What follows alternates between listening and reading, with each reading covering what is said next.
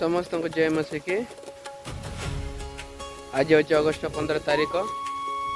समस्ते भारतर समस्त लोक मैंने आज अगस्ट 15 पालन करुँच। ईश्वर वाक्य कहे पुत्र जदि मुक्त करना के प्रकृति में मुक्त नुहे। जन 8:36 लिखा हुए पुत्र जदि तुमको मुक्त करना तुम्हें मैंने प्रकृति में मुक्त नुह।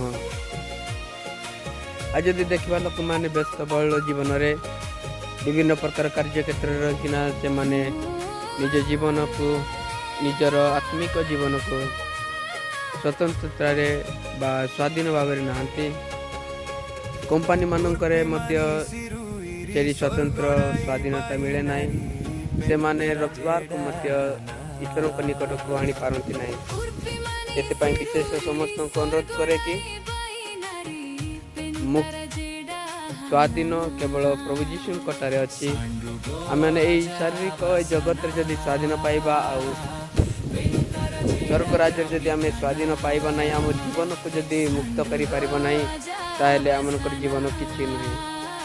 से आम के जीवन को हल्का नेबा ना। वाक्य लेखा हुए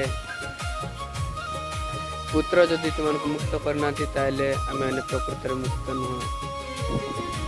गलातिय 5:13 लिखा है भाई माने तुम्हें माने स्वाधीन निमंते आह्वान प्राप्त हो जो आह्वान आमको दिखाई जगत मैंने अच्छु। ये जगत आम प्रकृत देश नुहे। आम देश हूँ स्वर्ग। आम देश हूँ सियन देश। आमने से सियन देश जा निमंते आम प्रचेषा करवा समस्त को धन्यवाद। जय